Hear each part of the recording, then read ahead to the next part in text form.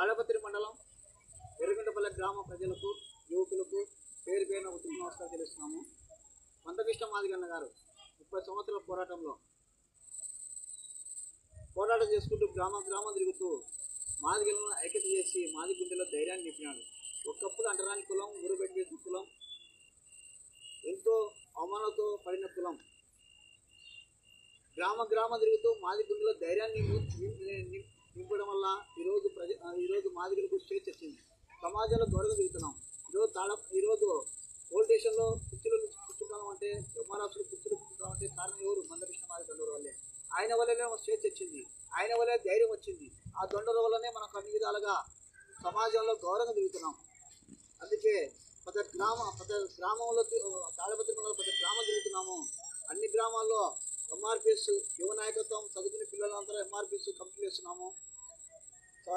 Senior నాయకులంతా MSP పార్టీని బలపరుచుకుంటూ గ్రామాలు తిరుగుతున్నాము.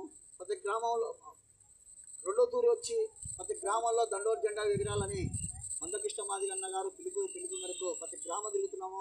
ప్రతి గ్రామంలో దండోర జెండా ఎగిరేయాలని ఈ గ్రామానికి రావడం జరిగినది.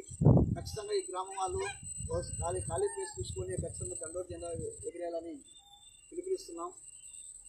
ఎందుకంటే అంటరాని కులం, ఊరుబెట్టిన కులం మన జాతి ఎస్సీ వర్గం కోసం 10 సంవత్సరాలు పోరాటం చేసినాం.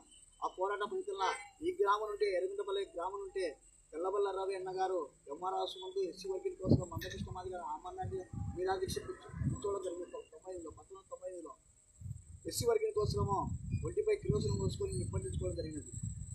అందులో భాగంగా 3 యువకులు, నేను పెద్దరాజును, అటాన శంకరు, చిత్తూరు కమిషన్ ముగ్గురు ప్రమోదం అయినాము. మన నల్లగారిని హైదరాబాద్కు హాస్పిటల్ తీసుకున్నాడు. మమ్మల్ని బతికించుకున్నారు. కానీ తెల్లబల్ల రవీణ గారు ఎక్కువ శాతం కాలింటే చనిపోవడం జరిగింది. ఈ గ్రామం గుర్తుగా రవి స్తూపం కట్టడం జరిగినది. అందుకే రవి స్తూపం అందరి త్యాగాల వల్లనే ఈరోజు ఎస్సీ వర్గీకరణ జరిగిన అందరి త్యాగాల వల్లే, మనం చేసిన ఉద్యమం వల్లే, ఈ మందకృష్ణ మాదిగ పోరాటం వల్లే 30 సంవత్సరాల పోరాటాన్ని దేశ ప్రధానమంత్రి గుర్తించి ఎస్సీ వర్గాన్ని చేస్తాకృష్ణ లక్షలాది మంది హైదరాబాద్లో మా మాదిగలకు దేశ ప్రధానమంత్రి హామీ ఇవ్వడం జరిగింది.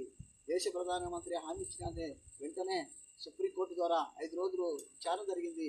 విచారణలో భాగంగా మనం సుప్రీంకోర్టులో గెలుచుకోవడం జరిగింది. వెంటనే అన్ని రాష్ట్రాలకు ఆర్డినెన్స్ జారీ చేయడం, మాదిగలకు న్యాయమైన చేయాలని కోర్టు తీర్పులు జరగడం వల్ల ఈరోజు తెలుగు రాష్ట్రాల్లో ఎస్సీ వర్గం జరిగింది. ప్రతి ఒక్కరు పిల్లలు చదువుకోండి. ఖచ్చితంగా యువకులు మొత్తం చదువుకోండి, అందరికీ ఉద్యోగాలు వస్తాయి. ఎందుకంటే అన్నదమ్ముల ఆస్తి విడిపోయింది. మన ఉద్యోగాలు మనకు వస్తాయని మీకు అందరూ తెలియజేస్తున్నాము.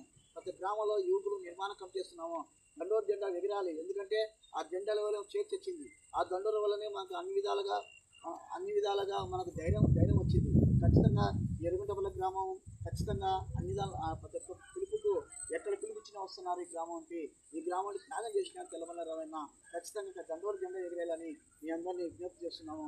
ఖచ్చితంగా మలతూరు వస్తాము, పెద్దలతో మాట్లాడి దండోర జెండా ఎగిరేస్తామని మీ అందరూ తెలియజేస్తున్నాను. అవకాశం జై మాది అంతే.